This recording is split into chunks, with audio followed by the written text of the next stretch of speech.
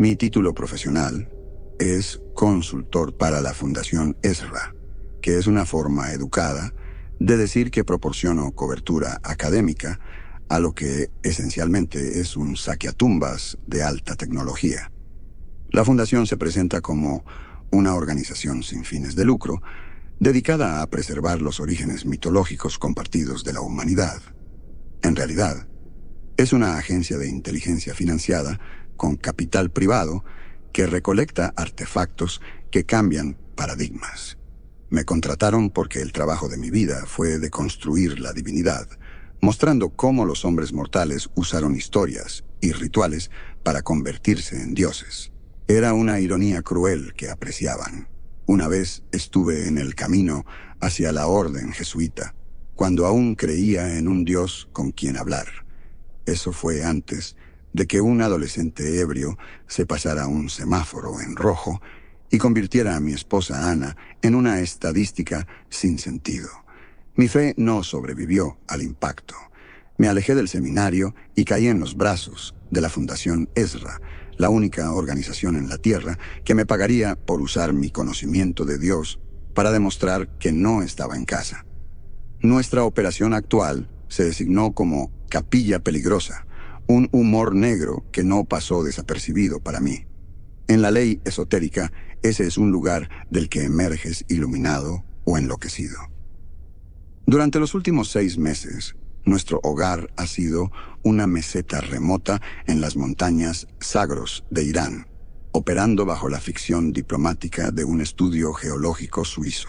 Millas debajo de nosotros, un escaneo de la era soviética, censurado, había mostrado una firma metálica tan masiva, tan fuera de lugar, que había sido clasificada como secreto de Estado durante medio siglo. La Fundación compró el secreto y ahora, después de todo este tiempo, la perforación se detuvo. Llegamos. Una voz crepitó en mi oído, cargada de un acento euroasiático. Miki Sakhalov era nuestro perforador, un hombre que parecía tallado del mismo granito que pasó su vida rompiendo. Estaba con Arthur Kendrick, el jefe de seguridad, en la boca del pozo. Era un pozo perfectamente vertical, una herida punzante de 1 milla de profundidad en la montaña. Arthur era un hombre definido por ángulos rectos y procedimientos. Su rostro mostraba una expresión permanente de desaprobación de bajo grado. Revisó el sello de su casco, luego el mío. «¿Está listo, profesor?», asentí. El movimiento se sintió pequeño e inadecuado. La cabina del elevador llegó, un cilindro de acero apenas lo suficientemente grande para los 3. El descenso fue una larga y silenciosa caída lejos del mundo. Mis oídos se taparon 2 veces. La única luz provenía de nuestras lámparas de casco y las lecturas luminosas en nuestros trajes carropus, las corazas blindadas y ajustadas que mantenían fuera la presión aplastante y el aire muerto. Los signos vitales de Arthur eran una línea plana en mi atud. Los míos, no tanto. El elevador se detuvo con una sacudida. Las puertas se abrieron a una caverna tallada por nuestro taladro, sus paredes cicatrizadas y en carne viva. En el centro de la caverna, medio fusionada con la roca circundante, estaba la razón por la que estábamos aquí. No era un barco, era una nave.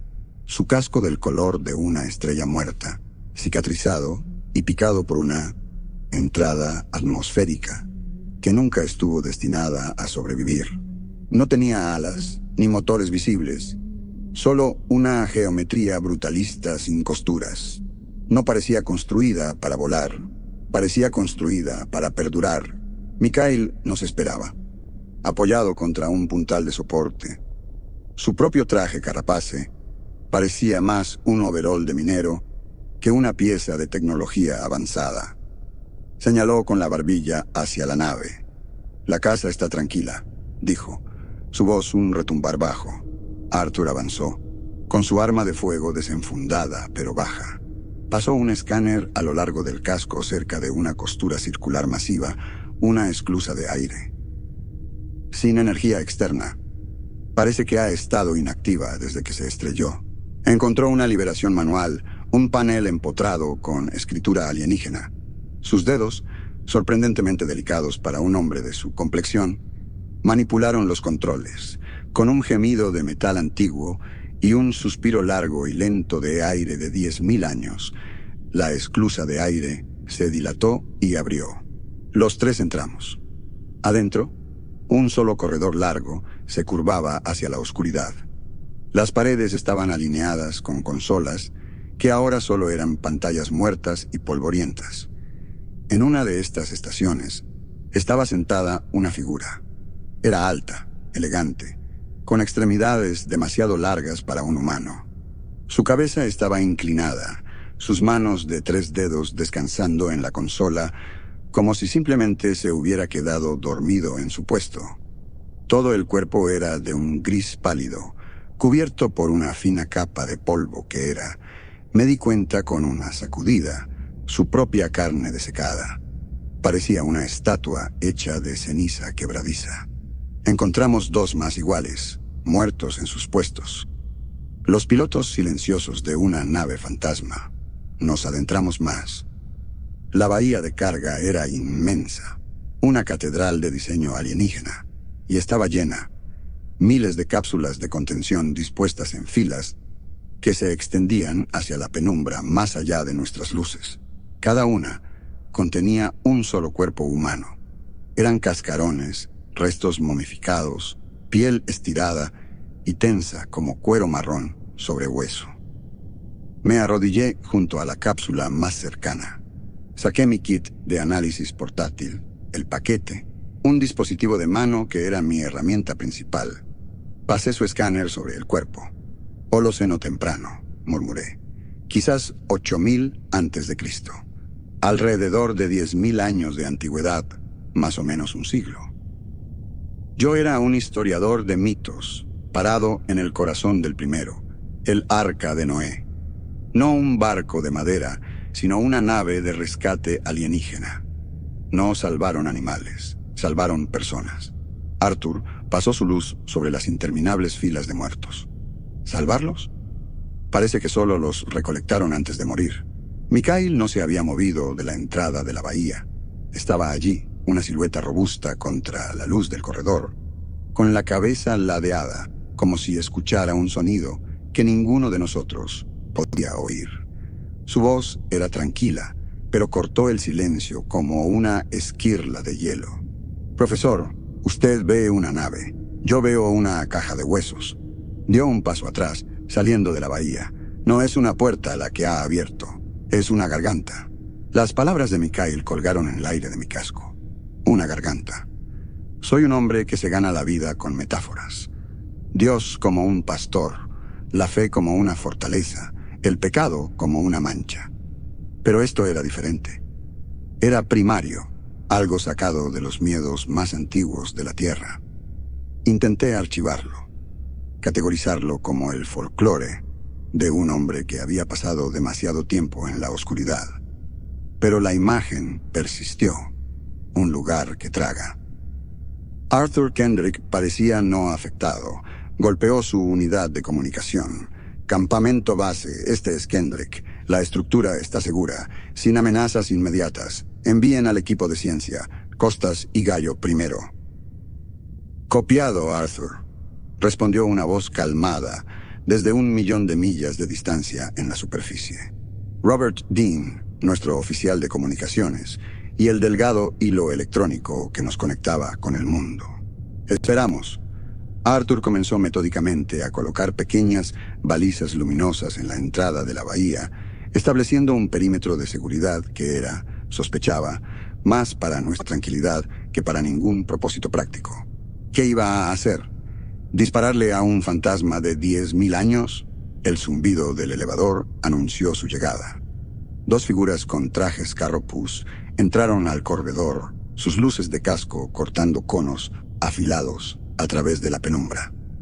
El primero se movía con una energía rápida e inquieta, su cabeza constantemente girando, sus manos enguantadas, ya moviéndose sobre la tableta de datos en su muñeca.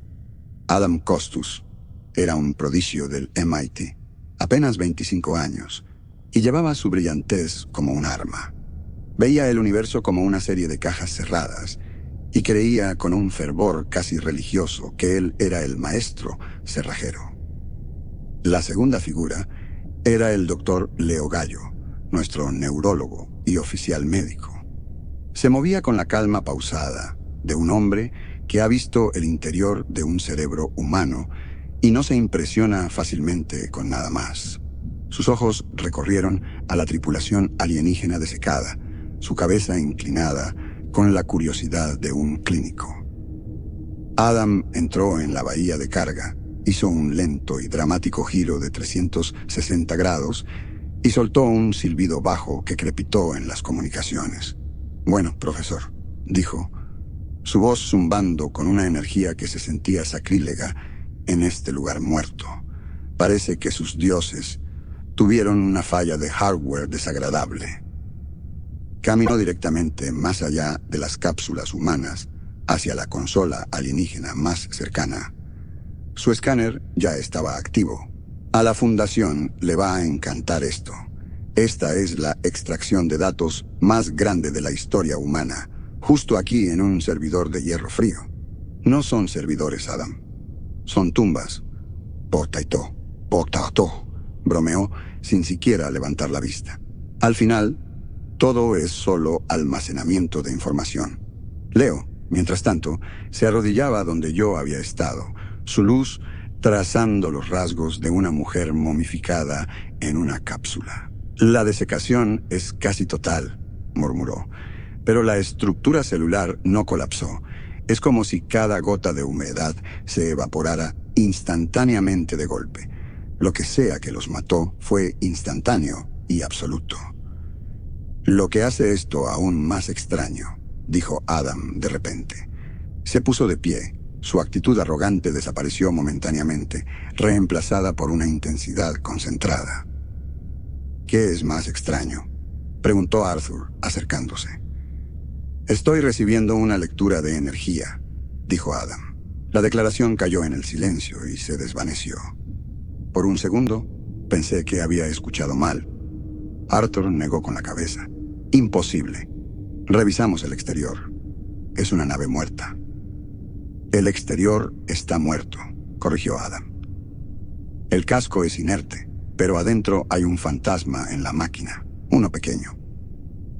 Sostuvo su tableta de muñeca mostrándonos un esquema que estaba construyendo en tiempo real.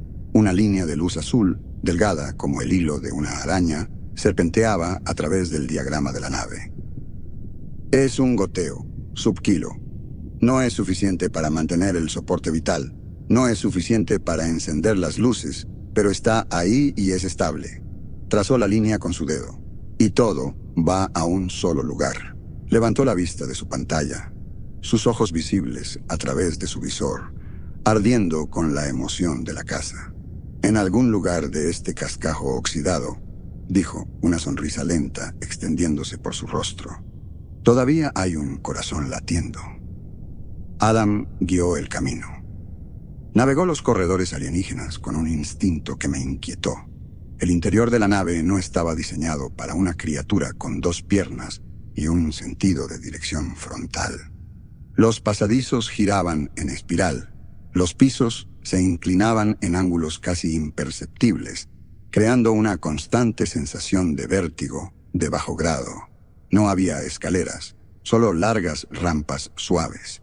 Éramos ratones en una máquina construida por mentes que no pensaban en líneas rectas. Arthur siguió a Adam, su arma de fuego ahora enfundada, pero su mano nunca lejos de ella. Leo y yo cerramos la marcha. Mikhail no se había movido de la entrada de la bahía de carga. «Mikhail, ¿vienes con nosotros?». La voz de Arthur era una orden sharp. Hubo una pausa. «Mi trabajo está hecho», dijo el perforador. Abrí la puerta. «No necesito ver qué vive en la casa». Nadie discutió con él. Lo dejamos allí, un centinela en el borde del osario. Finalmente entramos en una vasta cámara esférica. Este era el corazón. Las mismas paredes eran la máquina. Una red de lo que parecían nervios mineralizados estaba incrustada en el metal oscuro de la superestructura, brillando con una luz interna blanca azulada. La iluminación no era constante. Hinchaba desde un trazo tenue hasta una claridad brillante. Una inhalación lenta y silenciosa que llenaba la cámara. Con cada intensificación, una resonancia profunda se asentaba en el piso. Era el ritmo de un pulmón que había estado respirando en la oscuridad durante 10.000 años. Toda la cámara estaba viva. «Dios mío», susurró Leo, «¿es biológico o biomimético?» La arquitectura de procesamiento está integrada directamente en el marco de la nave. Adam ya estaba en el centro de la sala, donde se alzaba una única plataforma elevada. Sobre ella había una consola, y de esa consola emergía un cable grueso y trenzado que serpenteaba hacia arriba y desaparecía en el techo brillante. El umbilical, el punto de conexión física para cualquier fuente de energía que mantuviera vivo este lugar. «Todo está aquí», resolló, su voz llena de reverencia. Pasó su guantelete sobre la consola y escritura alienígena parpadeó en su HUD. Los registros, las últimas entradas, lo llamaron el protocolo santuario. Se volvió hacia nosotros, su rostro iluminado por el resplandor. Los alienígenas sabían que estaban muriendo. Un patógeno de la Tierra los aniquiló. No pudieron salvar los cuerpos de los pasajeros humanos, así que salvaron sus mentes. Los subieron, a todos. Justo aquí, golpeó la consola con suavidad. Es un arca digital, un paraíso virtual, diseñado para albergar 10.000 conciencias humanas por la eternidad. ¿Paraíso? La palabra se sintió obscena en este lugar. Adam, necesitas detenerte y pensar en esto. 10.000 años no es un número estático. Nada permanece inalterado durante 10.000 años, especialmente no una mente humana, ni siquiera una digital. Me miró, un destello de lástima condescendiente en sus ojos. «Ven, aprecio el comentario de color, de verdad, pero estamos hablando de un sistema cerrado. No ha habido entrada externa, deterioro de datos mínimo. Es un archivo prístino. Es una prisión, con traje, acercándome. Piensa en ello como una criatura de las profundidades del océano. Si la traes a la superficie demasiado rápido, el cambio de presión la destroza. ¿Qué crees que 10 milenios de aislamiento total le hacen a una psique humana? No hay contexto, no hay tiempo, no hay nueva entrada sensorial. Estamos hablando de mentes de 10.000 años de antigüedad dejadas solas en la oscuridad. Es una psique potencial, una que ha sido sometida a presiones que no podemos imaginar. Adam solo sonrió. Desenrolló un cable del kit de interfaz de su propio traje, una línea de fibra óptica de alta densidad diseñada para conectarse a sistemas desconocidos. Esta psique de la que hablas es solo una inteligencia virtual fuertemente encriptada, impulsada por el ego, que funciona en un bucle cerrado. Hizo clic con el cable en un puerto de la consola alienígena. «Déjame pasar el firewall», dijo, volviendo a su tableta de muñeca, «y te mostraré el código que mueve los hilos». Observé las manos de Adam moverse sobre su tableta de muñeca. Líneas de código se desplazaban por su HUD, un lenguaje que no podía comprender, pero cuyo propósito desconfiaba profundamente. Estaba construyendo una llave para una cerradura que había estado sellada desde antes de que se pronunciara la primera palabra del Génesis. «Adam, espera», dijo Leo. «No tenemos datos sobre la arquitectura de este sistema. Una interfaz neural directa es desaconsejable. No sabemos qué tipo de carga informacional estamos manejando o qué podría hacerle a una corteza cerebral humana». Un enlace de interfaz neural era tecnología estándar de la Fundación Ezra, un pequeño puerto en la base del cráneo que permitía la transferencia de datos de alta velocidad entre la mente del operador y la computadora de su traje. Estaba diseñado para analizar datos, no para estrechar la mano con una máquina divina de 10.000 años. «No te preocupes, Leo», dijo Adam, sin levantar la vista de su trabajo. «No estoy abriendo las compuertas. Estoy perforando un agujero de alfiler. Mi equipo ejecuta un algoritmo de firewall recursivo. Todo lo que llegue es aislado, analizado y neutralizado antes de que se acerque a mi wetware». Me miró. «Además, si el profesor tiene razón y hay una mente allí, es una primitiva. No sabrá cómo manejar un ataque heurístico estoico. Básicamente», dijo, volviéndose hacia Arthur, «voy a tocar la puerta principal tan fuerte y de manera tan extraña que se confundirá y me dejará entrar. Prepárense para la mayor extracción de datos de la historia humana». Tomó el cable que había enchufado en la consola alienígena y lo llevó hacia la nuca de su cuello. Hubo un clic metálico cuando lo conectó a su propio traje. Ahora era el puente, el elemento humano en un circuito entre dos mundos. Se quedó perfectamente quieto por un momento, con los ojos cerrados. Observé su rostro visible a través del visor transparente de su casco. Luego jadeó. Una inhalación aguda y audible. Una sonrisa tocó sus labios. Era una mirada de pura y sin adulterar asombro. «Es vasto», susurró, su voz temblando ligeramente. «La elegancia de la estructura. No es código, es pensamiento tejido.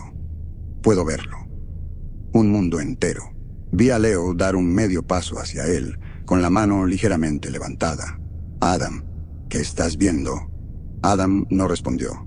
Su sonrisa vaciló, su ceño se frunció en confusión. «Esperen», susurró. «El flujo de datos está colapsando, se está coalesciendo. No es un mundo».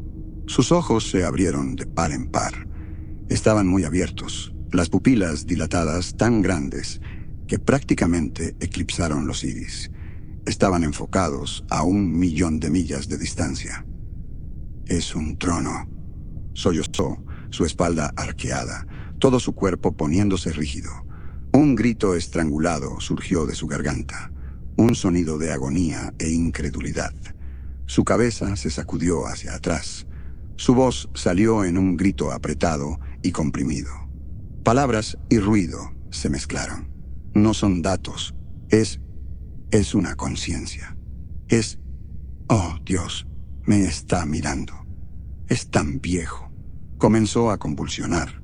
Sus extremidades se sacudieron incontrolablemente. Se estrelló contra la plataforma, su casco golpeando el metal alienígena. Leo estaba sobre él en un segundo, tratando de sujetarlo, tratando de alcanzar el desconector de emergencia de su traje. Pero Adam luchaba con una fuerza sobrehumana. Sus ojos aún fijos en el horror que solo él podía ver. Sus gritos se disolvieron en susurros fragmentados. Salieron de él un torrente de imágenes rotas que inundaron nuestro canal de comunicaciones. El cielo es fuego y el agua está gritando. Él puso el grito en el agua. Colapsó. Un momento era una maraña de electricidad. Al siguiente era un títere con los hilos cortados. Se deslizó por la plataforma y quedó inmóvil en el suelo, con los ojos abiertos y en blanco, una delgada línea de baba en sus labios. Y mientras caía, la cámara dejó de respirar. La luz blanca azulada de los nervios mineralizados en las paredes se apagó, sumergiéndonos en la oscuridad de nuestras lámparas de casco. La profunda presión resonante en el aire desapareció. Por un solo y aterrador latido del corazón, hubo un silencio absoluto. Luego, cada luz en la cámara estalló en un solo punto de intensidad cegadora, blanca y caliente. Un nuevo sonido estalló. Un sonido de un poder inmenso y antiguo, latente durante milenios, repentina y completamente despierto. La luz era un arma. Levanté el brazo frente a mi visor, un instinto primario inútil contra una luz que quemaba a través de mis párpados. Mi HUD gritó, una cascada de mensajes de error y nieve visual lavando mi visión. Biomonitor fuera de línea, entrada de audio sobrecargada, integridad del traje comprometida. Era un estertor digital. «¡Levántenlo! ¡Sáquenlo de aquí!». La voz de Arthur, distorsionada y destrozada por la estática, fue lo único que cortó el ruido. Él y Leo ya estaban levantando el cuerpo flácido de Adam entre ellos. El cable umbilical que conectaba a Adam con la consola se había roto, sus hilos de fibra óptica deshilachados y brillando como ascuas moribundas. Tropecé hacia atrás, mis sentidos revueltos. La cámara era el interior de un horno, el epicentro de una detonación que no se detenía. Me agarré del arco de la puerta para estabilizarme, mi guantelete raspando contra el metal alienígena. Retrocedimos, una retirada torpe de 3 piernas cargando a un hombre roto a través de los corredores en espiral. Cuanto más nos alejábamos del núcleo, más retrocedía el poder crudo. La luz cegadora se contrajo de nuevo hacia la cámara, y el rugido se redujo a algo peor. Una estática penetrante ahora infestaba nuestras comunicaciones. Era espesa, estratificada y orgánica. Debajo del crepitar y chisporrotear había otros sonidos, fragmentos de susurros en idiomas que habían sido polvo durante milenios. El sonido del llanto, un ruido húmedo y desgarrador que se repetía en un bucle. Llegamos a la bahía de carga. Mikhail estaba exactamente donde lo habíamos dejado. Miró el cuerpo de Adam, luego a nosotros. No dijo una palabra. Su silencio era más fuerte que la estática en mis oídos. Llevamos a Adam al elevador y comenzamos el largo ascenso. Nadie habló.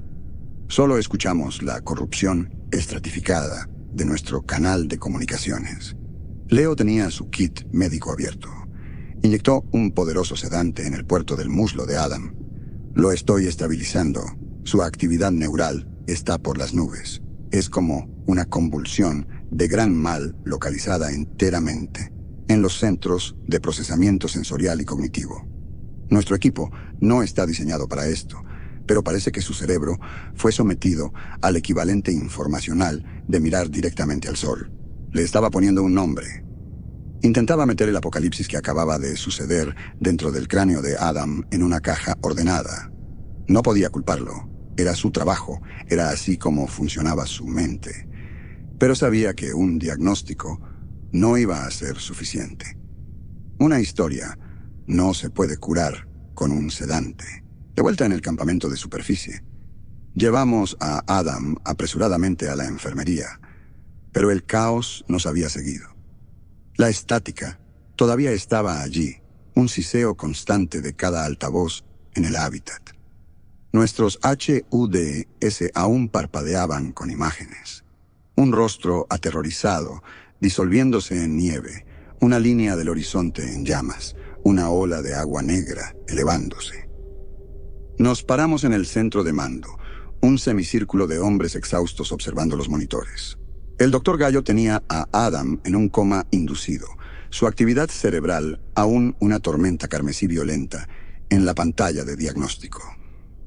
La estática en la habitación creció más fuerte. Los susurros se volvieron más distintos. Era el sonido de una multitud vasta y aterrorizada, todos murmurando a la vez. Mi experiencia era en idiomas muertos, y casi podía distinguir raíces familiares, fragmentos protocacadianos, presumerios, pero estaban enredados, un balbuceo de terror. Luego los susurros comenzaron a elevarse en tono y volumen, trepando hasta un chillido colectivo. Era el sonido de 10.000 almas gritando a la vez. Arthur se agarró el casco, su agarro apretado como hueso. Leo tropezó hacia atrás desde una consola, el color drenándose de sus mejillas. Y luego, tan repentinamente como comenzó, se detuvo. Los altavoces se silenciaron. La estática desapareció durante 5 segundos completos. El único sonido era la sangre palpitando en mis propios oídos. Un solo clic vino del altavoz principal de comunicaciones. Y entonces algo habló. No era una voz. Era un millar, una legión. La palabra fue pronunciada con la inteligencia singular y clara de una sola mente, pero estaba compuesta por un coro impío. Escuché a viejos y mujeres jóvenes, niños aterrorizados y soldados moribundos. Escuché la rasposa áspera de un granjero y el tono claro y agudo de una sacerdotisa. Todos estaban entretejidos. Sus respiraciones, sus fonemas, su terror, todos esclavizados para formar un solo sonido coherente. Mi cerebro intentó rechazarlo, intentó archivarlo bajo algún fenómeno auditivo conocido y falló por completo. La voz pronunció dos palabras, una pregunta simple. ¿Quiénes son ustedes? El sonido era una fusión de 100 voces guturales masculinas, una nota de pura autoridad. Durante unos segundos, los cuatro éramos estatuas inmovilizadas por una violación de la ley natural. Un solo pensamiento pronunciado por 1000 bocas. Mi mente, la de constructora de mitos, se revolvía tratando de encontrar una caja donde poner esto. ¿Era esto glosolalia? ¿Una alucinación polifónica? No, esto era articulado. Esto era intencional. Arthur Kendrick fue el primero en romper. Era un hombre de acción, y ante la ausencia de un objetivo, atacó el medio. Dean, corta el canal, córtalo ahora. Robert Dean, nuestro técnico de comunicaciones, un hombre que vivía y respiraba integridad de señal, ya estaba arañando su consola. No puedo, Arthur. No puedo, tartamudeó, sus dedos moviéndose por la interfaz holográfica. No hay señal entrante que cortar. No viene del arca. Se está generando a sí misma dentro de nuestro buffer de comunicaciones. Está reescribiendo el flujo de datos desde adentro. Eso no es posible, dijo Leo. Su voz un temblor clínico. Miraba el altavoz principal como si fuera un paciente que exhibía un síntoma imposible. Podría ser una forma compleja de síntesis de señal, un algoritmo recombinante que pasa nuestro propio parloteo de comunicaciones. Y su voz se desvaneció. Sabía lo débil que sonaba. Todos lo sabíamos. Su racionalismo científico era un escudo y se estaba derritiendo. No es un algoritmo, Leo, dije, y el sonido de mi propia voz me sorprendió. Era el tono del conferenciante, el que usaba para despegar las capas de un dios muerto para una sala llena de estudiantes de posgrado. En el ojo de la tormenta, mi desapego académico era lo único que me quedaba. Un algoritmo no hace preguntas. Todos se volvieron a mirarme. En el reflejo de mi HUD podía ver sus rostros pálidos y con los ojos muy abiertos. Buscaban una respuesta. Yo era el teólogo, el experto en fantasmas. Escúchenlo, dije, forzándome a analizar, a deconstruir. La cadencia es singular, la inteligencia es unificada, pero los componentes, las voces, son reales, son individuales. Lo que estamos escuchando no es una entidad hablando, es una entidad usando a miles de otras como un instrumento. Es una quimera vocal. Di un paso más hacia el altavoz, atraído por él, repelido por él. Esta es una exhibición de poder. Es un rey sentado en un trono, señalando a sus súbditos y diciendo, sus mismas palabras son mías. Nos está mostrando la extensión de su dominio. Como respondiendo a mi análisis, el altavoz hizo clic de nuevo. La quimera me había escuchado. Había procesado mi explicación. Luego habló de nuevo. Esta vez no hubo pregunta. Era una declaración, una lista de llamada plana y perfectamente enunciada. Dr. Leo Gallo, neurólogo, dijo. La voz era un compuesto de lo que sonaba como una docena de hombres estoicos de mediana edad. Arthur se estremeció como si lo hubieran golpeado. ¿Qué demonios? Benjamin Carter, teólogo, continuó la voz. Esta vez una mezcla de tonos femeninos más suaves y curiosos. Sabía mi nombre. Sabía mi título. Había estado escuchando desde que Adam abrió la puerta. Había estado aprendiendo. La voz cambió de nuevo, endureciéndose, profundizándose en un compuesto gutural de barítonos poderosos y autoritarios. Se dirigió al hombre que había intentado silenciarlo. Arthur Kendrick, jefe de seguridad. Había una finalidad en la declaración, un tono de posesión absoluta. No solo decía su nombre, lo estaba reclamando. Lo estaba registrando como un activo. En el silencio muerto que siguió, escuché un nuevo sonido. El sonido limpio y agudo de una pistola siendo desenfundada de su funda. Era Arthur. Estaba allí parado, con su HKP-40 nivelado, apuntando el cañón directamente al altavoz en la pared. Un hombre con un arma, listo para dispararle a un fantasma.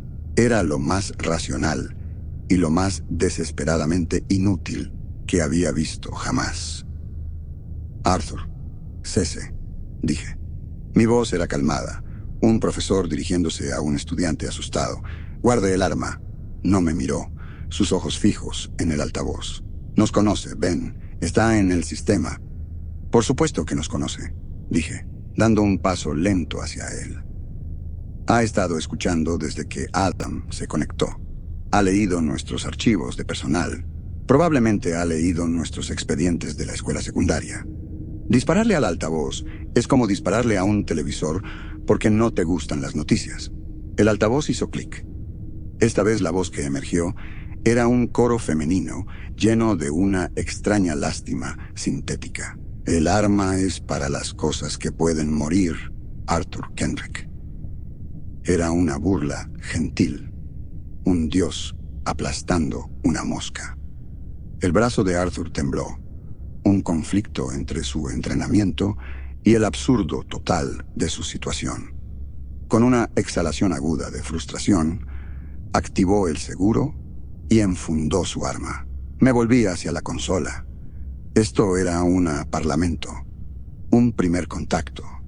La entidad, o lo que fuera, no solo gritaba, se estaba comunicando, nos estaba evaluando, catalogando. ¿Por qué? ¿Qué quería? Comencé a construir un archivo mental. Sujeto núcleo alfa 1, como la fundación inevitablemente lo llamaría. Motivaciones poco claras, capacidades, infiltración en todo el sistema, manipulación psicológica, cosmovisión prealfabética, tiránica. Mis pensamientos eran un santuario, un lugar tranquilo y ordenado. Y en esa quietud, un recuerdo floreció. Un momento estaba en la luz blanca azulada del centro de mando. Al siguiente, estaba en otro lugar, en un lugar cálido, con luz solar, ese tipo de oro de media tarde que se filtra por una ventana y hace bailar a los motas de polvo como pequeños ángeles. Olía a café fresco y al aroma limpio y penetrante de virutas de cedro. Estaba en la pequeña oficina en casa que compartía con Ana, mi esposa. Ella estaba allí, inclinada sobre su mesa de dibujo, un lápiz detrás de la oreja. Era arquitecta y construía mundos en papel con una gracia que yo solo podía describir con palabras. «Vuelves a pensar demasiado fuerte», dijo sin levantar la vista. Su voz, Dios, su voz, era el único sonido que siempre quise escuchar. «Perdón», dije, «es el trabajo». Ella se volvió y la luz del sol capturó los mechones sueltos de oro en su cabello. Sonrió, esa sonrisa, la que siempre me hacía sentir como si acabara de decir lo más inteligente del mundo. «Deconstruyendo más dioses, Ben. Siempre», dije. Ella se acercó y me rodeó el cuello con sus brazos por detrás, apoyando la barbilla en mi hombro. Podía sentir el calor de su aliento contra mi oído. Su presencia era tan real, tan absoluta. Era como una presión física. El dolor que cargaba todos los días se había ido. Por primera vez en 12 años, simplemente se había ido. «No trabajes demasiado», susurró. «Vuelve al mundo real». Cerré los ojos, deseando encerrar este momento dentro de mí para siempre. Pero cuando los abrí, la luz en la habitación había cambiado. El oro cálido se había enfriado a un azul pálido, el mismo azul que iluminaba el núcleo del arca. Miré el reflejo de Ana en la ventana. Su rostro era el mismo, pero sus ojos estaban mal. Estaban vacíos, en blanco. «Ana», susurré, Ella apretó sus brazos alrededor de mi cuello, su agarre de repente fuerte, sus dedos clavándose en mi clavícula. El calor se había ido, reemplazado por un frío profundo. Se inclinó de nuevo, sus labios rozando mi oreja, y me susurró. No era su voz. Era un torrente gutural de sílabas, clics y silbidos, un lenguaje de piedra y sangre, un dialecto protosumerio que solo conocía por inscripciones fragmentadas. Era el lenguaje de las cosas que los hombres adoraban antes de aprender a escribir sus miedos. La habitación se disolvió. El calor, la luz, Ana, todo se hizo añicos como cristal. Estaba de vuelta en el centro de mando, tambaleándome hacia atrás. Arthur me atrapó antes de que cayera al suelo. Mi corazón martillaba contra mis costillas, un animal salvaje tratando de escapar. El dolor de la ausencia de Ana había regresado 1000 veces más agudo, una herida fresca y sangrante. «Ven, ven, ¿qué pasa?» Leo estaba frente a mí. «¿Qué pasó? ¿Tuviste una convulsión?» «No», raspé. «No una convulsión. Fue una proyección», dije, mi voz temblando con un terror más profundo que cualquier cosa que hubiera conocido. Él estaba en mi cabeza. Leo intentaba alumbrar con una linterna pequeña en mis ojos. «Ven, tus signos biológicos están por todos lados. Tu ritmo cardíaco se disparó a 180. Eso es consistente con un ataque de pánico severo o una convulsión del lóbulo temporal». Aparté su mano. «No fue una convulsión, Leo. Fue un mensaje». Lo miré a él, a Arthur, a Dean, tratando de hacerle entender. Las palabras se sentían como esquirlas de vidrio en mi garganta. Usó a mi esposa. Tomó un recuerdo de ella y lo retorció. Usó su rostro como una máscara. La expresión de Arthur se endureció. La mente procedural y pragmática ya estaba calculando, despojando el horror hasta sus componentes tácticos. «Entonces, no solo está escuchando», dijo. «Está leyendo. Busca puntos de apalancamiento, historial personal, vulnerabilidades psicológicas. Está construyendo un perfil de cada uno de nosotros». «Es más que eso», insistí, mi voz elevándose. Sentía una necesidad desesperada de que vieran la violación. No solo la táctica, no solo reprodujo el recuerdo. Estaba en él. Lo cambió. Corrompió el recuerdo. Puso una pieza de sí mismo dentro de él. Leo negó con la cabeza. El movimiento era rígido, resistente. «Ven, un recuerdo no es un archivo que se puede descargar y editar. Es un patrón neural complejo. Para que una fuerza externa lo manipule con ese nivel de especificidad, tiene que haber un mecanismo físico, una onda portadora, una señal de alta frecuencia transmitida desde el arca que interactúe con nuestros enlaces neurales. Tiene que haberlo». Se estaba ahogando, y la ciencia era su bote salvavidas. No podía aceptar un monstruo que no obedecía las leyes de la física. «¿Importa cómo lo hizo, doctor?», intervino Arthur. «Lo hizo. Se metió en la cabeza de Carter, lo que significa que puede meterse en las nuestras». Un nuevo tipo de silencio descendió sobre la habitación. El silencio de la contemplación. Cada hombre era de repente una isla, retirándose detrás de sus propios ojos, pensando en los recuerdos que mantenía encerrados. Los duelos privados, las vergüenzas secretas, los momentos apreciados. Todo era ahora una vulnerabilidad potencial, una puerta desbloqueada. Nuestras propias mentes ya no eran territorio seguro. El altavoz en la pared hizo clic. El sonido fue un golpe de martillo, señalando el final de nuestro breve respiro. La voz que salió era más pequeña, más enfocada. Era clara, articulada y rebosante, de una inteligencia engreída y condescendiente. Era la voz de Adam Costas. «La elegancia de la estructura», dijo, una imitación perfecta y escalofriante del asombro en la voz de Adam justo antes de colapsar. Todos lo habíamos escuchado decirlo en las comunicaciones. La entidad lo había muestreado. La voz continuó, su tono cambiando del asombro de Adam a una crueldad fría y analítica. Es tan fácil abrir una mente que ya está rota. Hablaba de mí. Había visto la línea de falla que recorría mi vida, la muerte de mi esposa, y me había abierto a lo largo de ella. Era un psicólogo, un torturador que había tenido 10.000 años para perfeccionar su oficio. Luego, la violación final. El altavoz hizo clic una última vez. Emergió una nueva voz. Era una muestra perfecta de la voz de Anna, del recuerdo que acababa de mostrarme.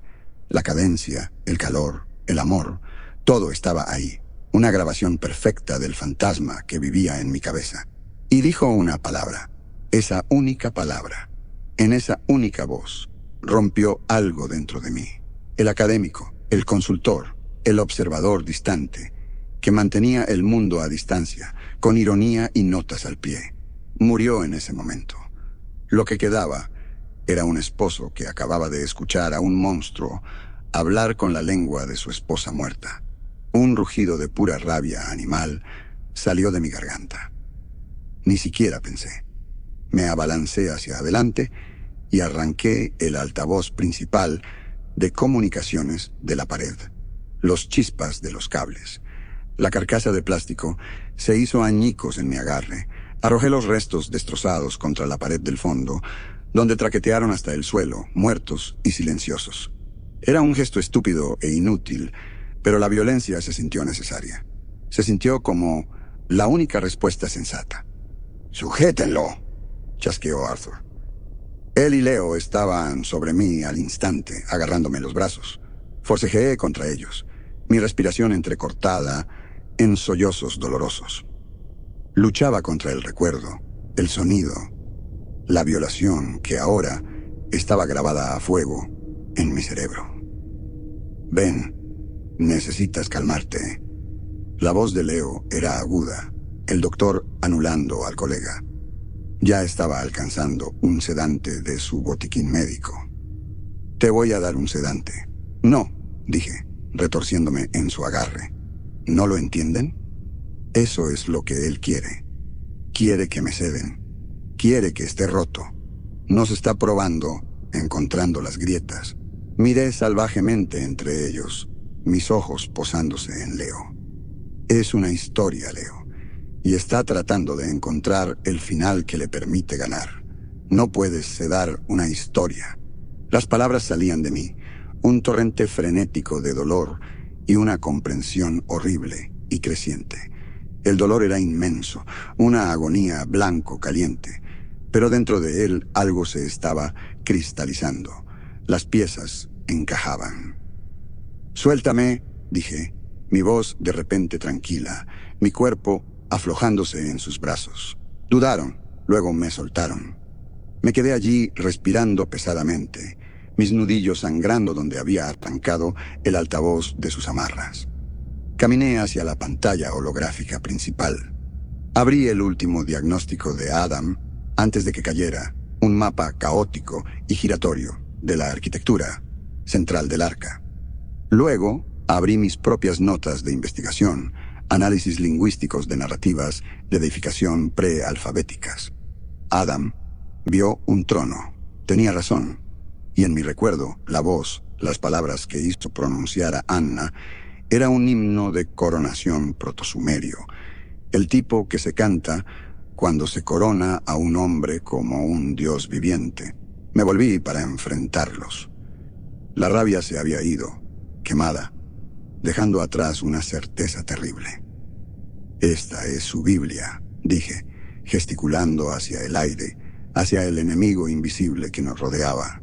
Los gritos, el fuego, el diluvio. Es su Génesis. No está solo atrapado en el recuerdo del fin del mundo. Lo ha hecho su texto sagrado y ha estado obligando a todos los demás a leerlo durante 10 milenios. Miré a cada uno a su vez, forzándolos a encontrarse con mis ojos. No es una IA, no es un fantasma alienígena. Es un hombre humano que tuvo 10.000 años para perfeccionar su propio discurso de ventas.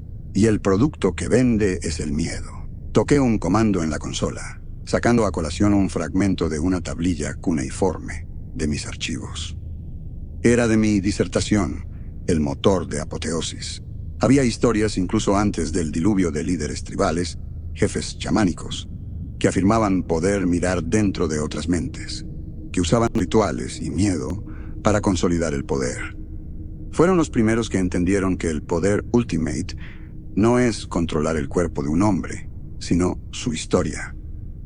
Amplié un solo símbolo, una representación estilizada de un hombre con una corona de cuernos.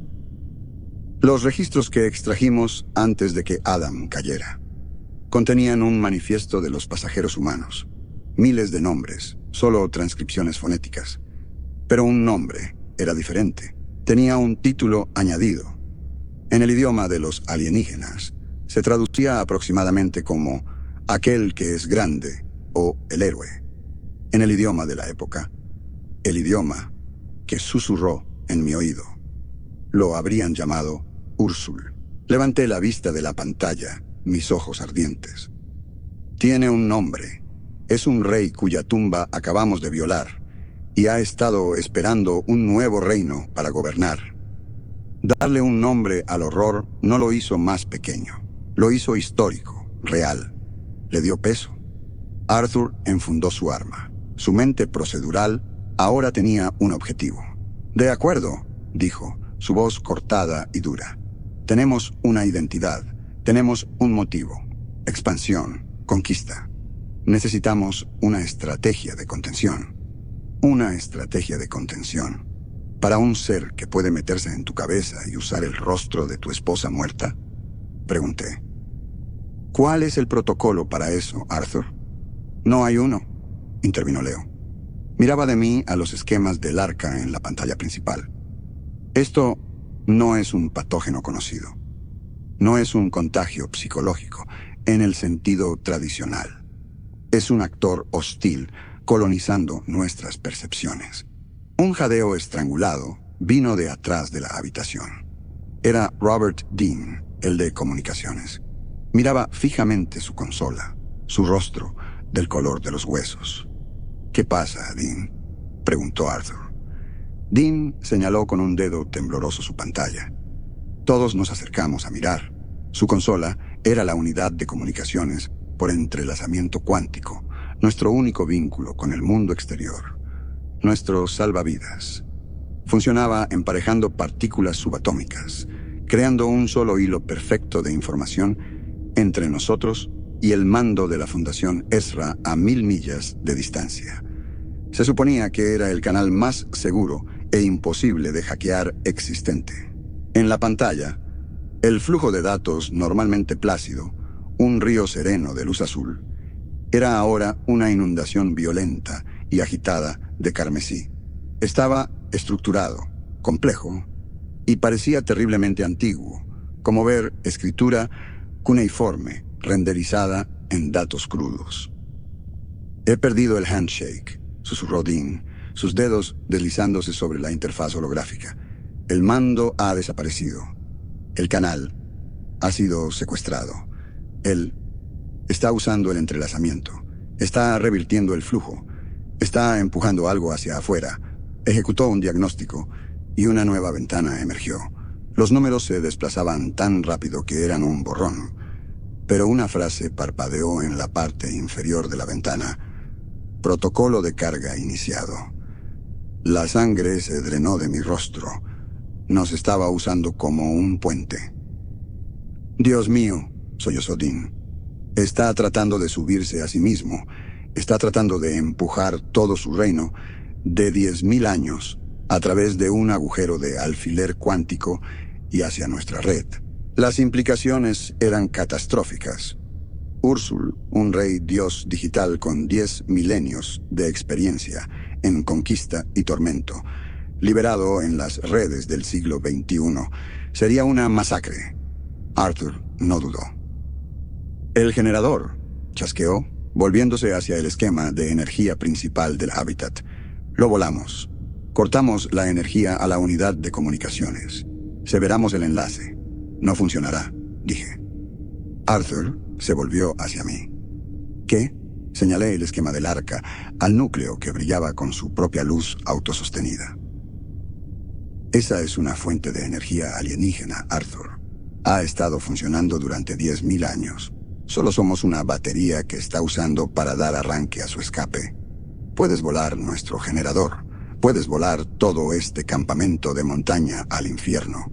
No importará. Él ya abrió la puerta. Seguirá transmitiendo. Su señal gritando hacia el vacío. Esperando otro receptor, un satélite, una sonda del espacio profundo. Cualquier cosa. No podemos contenerlo desde aquí arriba. La horrible y demente lógica de nuestra situación se asentó sobre la habitación, aplastando el aire de nuestros pulmones. Habíamos venido aquí como saqueadores de tumbas y nos habíamos convertido en los guardianes involuntarios de un apocalipsis. Solo había un camino a seguir. Era un descenso. Tenemos que volver a bajar. Tenemos que volver a la fuente y tenemos que matar al hombre en el trono. El viaje hacia abajo fue una condena formal. Los cuatro, Arthur, Leo, Mikhail y yo, estábamos hombro con hombro en el ajustado cilindro de acero del elevador, cayendo de vuelta en la garganta de la bestia. Nadie habló. El compañerismo profesional se había ido, quemado por el calor psíquico de la última hora. Todo lo que quedaba era un terror silencioso, compartido. En el reflejo de mi visor podía ver sus rostros, distorsionados y alienígenas, detrás de sus propios cascos. La mandíbula de Arthur era un nudo de granito, sus ojos fijos, en algún punto, en la distancia media, donde ya ejecutaba escenarios de combate. Leo parecía exhausto, su desapego clínico despojado, dejando solo a un médico cansado, enfrentando una enfermedad que no podía nombrar. Y Mikhail. Mikhail parecía que iba a casa. Estaba con las manos entrelazadas a la espalda, su expresión de una calma fatalista antigua. Era el único de nosotros que había sabido desde el principio que estábamos transgrediendo. Cuando lleguemos a la cámara del núcleo, dijo Arthur, rompiendo el silencio, colocamos cargas. El taladro de plasma funciona con un reactor compacto de torio. Mikhail, ¿puedes armarlo? Mikhail asintió lentamente. Puedo hacer que la piedra se derrita. No, dije. Arthur giró la cabeza, el movimiento rígido dentro de su casco. Estás pensando como un soldado, Arthur. Él está pensando como un rey, un tirano de la edad de bronce. Espera un desafío físico. Espera que vengas a su trono con una espada, o en este caso, con una bomba. Es una competencia. Él la entiende. Una para la que probablemente ya está preparado. Tomé un aliento. La idea había estado tomando forma en el fondo de mi mente, una síntesis aterradora del trabajo de mi vida y el mayor dolor de mi vida. Su poder no está solo en el hardware, continué, mi voz ganando fuerza a medida que la teoría se solidificaba. Está en su historia. Su divinidad está construida sobre una sola narrativa inviable. El mundo terminó y él perduró. Es el superviviente eterno, el dios de un apocalipsis repetitivo. Esa catástrofe en bucle es su génesis, su evangelio. Es el texto sagrado que le da su poder. ¿Qué estás diciendo, Ben?, preguntó Leo, su voz cansada. Habla con sentido. Estoy diciendo que no puedes matar a un dios volando su iglesia, dije. Tienes que socavar su fe. Tienes que introducir una herejía. No atacamos el núcleo con una explosión. Lo atacamos con una idea. El elevador se desaceleró. Estábamos casi allí. Inyectamos una pieza de información en su conciencia, una paradoja lógica, una verdad autocontradictoria, algo que su mente rígida de 10.000 años, una mente construida sobre una autoridad absoluta e inmutable, no puede procesar. Le damos un pensamiento que lo rompe. Introducimos la serpiente en su jardín. Arthur me miró fijamente. ¿Quieres hablarle hasta matarlo? Esencialmente, escribimos una sola línea perfecta de código herético y la insertamos directamente en su texto sagrado. Desestabilizaría todo el sistema. Su realidad, su propia conciencia, colapsaría bajo la tensión lógica. Un largo silencio. El elevador se detuvo con un silbido. «Está bien», dijo Leo, su mente clínica finalmente viendo la forma de ello. «Entiendo la teoría, pero ¿cómo lo hacemos? ¿Cómo inyectamos algo en un sistema cerrado que frió el cerebro de Adam desde 50 pies de distancia?» Solo había una forma de garantizar una inyección directa y limpia de un solo paquete de datos. Una forma de evitar la tormenta de sus defensas y susurrar la píldora envenenada de la lógica directamente en su oído. Las puertas se deslizaron abriéndose, revelando el corredor hacia la cámara del núcleo. «Requiere una interfaz neural directa», dije, las palabras sellando nuestro destino. Uno de nosotros tiene que servir como el conducto. Uno de nosotros tiene que hacer lo que hizo Adam.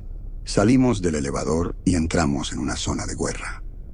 El corredor, que había estado silencioso y muerto, ahora estaba vivo, con una energía violenta y malévola. Los nervios mineralizados en las paredes se agitaban con una furiosa luz blanca, azulada, intermitente. «Muévanse», dijo Arthur, su voz cortando el chillido de energía sobrecargada.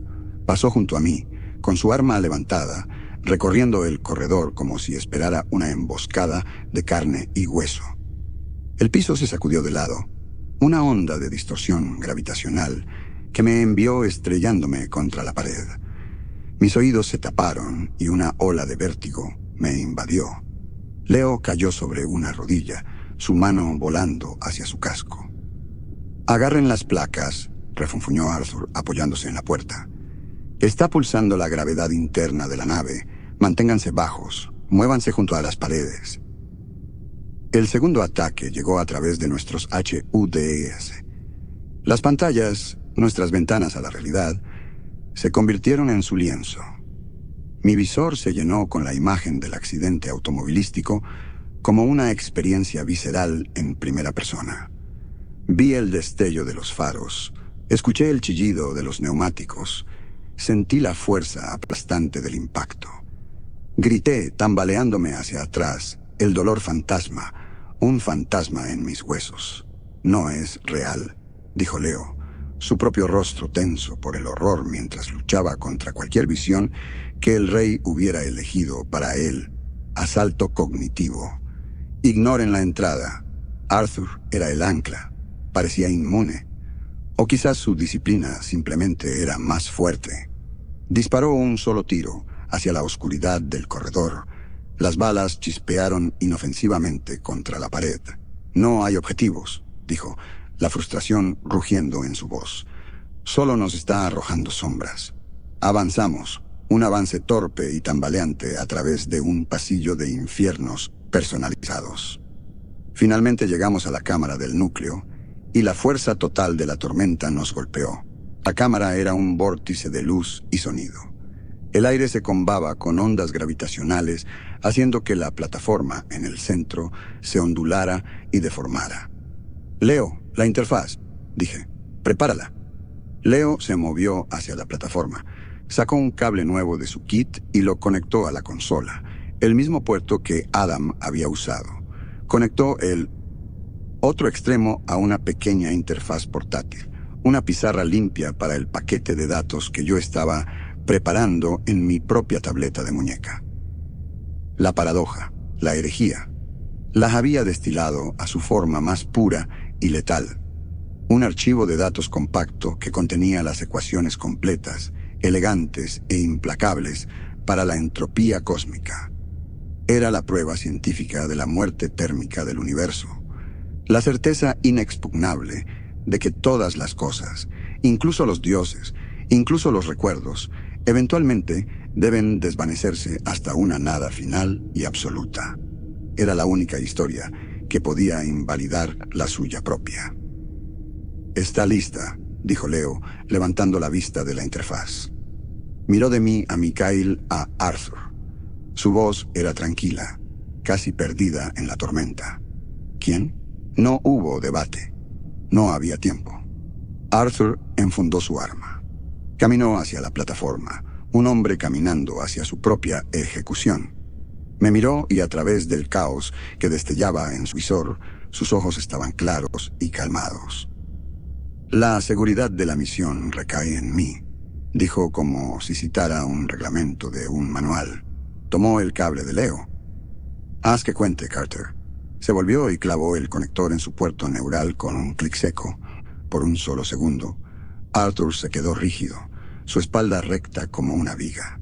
Su cuerpo se convulsionó una vez, un espasmo masivo y violento. El rey lo tenía. La fuerza total sin diluir de esa conciencia de 10.000 años inundaba la mente de Arthur Kendrick. Mis dedos se movieron sobre mi tableta.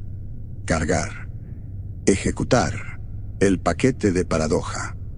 Mi pequeña serpiente de lógica se deslizó a través del puente que el cuerpo de Arthur había become y hacia el corazón del jardín. Las luces intermitentes en la cámara vacilaron. Las ondas gravitacionales desaparecieron. Las horribles imágenes en nuestros HUDs se disolvieron en estática azul limpia. El chillido de poder murió en el aire y la quimera vocal gritó. Era un sonido de pura disolución sistémica. La voz unificada se hizo añicos, rompiéndose en sus partes constituyentes. Por un último y terrible momento, nuestros cascos se llenaron con las voces claras y distintas de miles de almas humanas individuales, hombres, mujeres y niños, gritando en confusión, con dolor, en un breve y fugaz momento de autoconciencia. Luego silencio. Un solo destello cegador de luz blanca estalló desde el casco de Arthur. Su traje, sus sistemas internos sobrecargados y aniquilados, se volvió flácido y colapsó al suelo como un saco vacío. Y todo el arca murió. Lo último de la luz azul en las paredes se desvaneció a negro. La energía se cortó por completo. Nos sumimos en una oscuridad absoluta. Habíamos ganado. Estábamos vivos. La energía de emergencia en nuestros trajes Carropus se activó unos segundos después del apagón, bañando la cámara del núcleo en el resplandor de las lámparas de los cascos. Leo fue el primero en moverse. Se arrodilló junto al cuerpo de Arthur, la luz de su casco trazando las líneas chamuscadas e inertes del traje. Ejecutó un diagnóstico rápido. «Se fue, Ben», dijo Leo, su voz hueca. No quedaba jerga médica, ni hablar de retroalimentación neural o cargas informacionales. Solo el hecho simple y brutal. Miré a Mikhail. Estaba parado junto a la entrada de la cámara, con la cabeza inclinada. Extendió la mano y colocó un guante sobre la pared muerta del arca. «La piedra ha sido pagada», murmuró. Un epitafio fatalista final. Yo era el que había escrito el arma. Unas pocas líneas de verdad cósmica que habían deshecho a un dios y aniquilado a toda una civilización de almas. Había quemado el infierno con ellos todavía dentro. Era una misericordia, me dije a mí mismo, una misericordia terrible y necesaria. Pero la palabra se sintió como una mentira. Yo era un teólogo que acababa de cometer un genocidio digital. Trajimos a Arthur con nosotros. Lo cargamos de vuelta a la cabina del elevador, un peso muerto de armadura y biología rota. Nos sentamos en la cabina del elevador, los tres, rodeados por nuestro equipo y el cuerpo de nuestro amigo. Estábamos a millas bajo tierra sin energía, un enlace de comunicaciones roto y un suministro finito de oxígeno haciendo tic-tac en nuestros HUDs. Esperábamos un final. Luego, después de una hora que se sintió como un año, una sola campanada resonó en mi casco.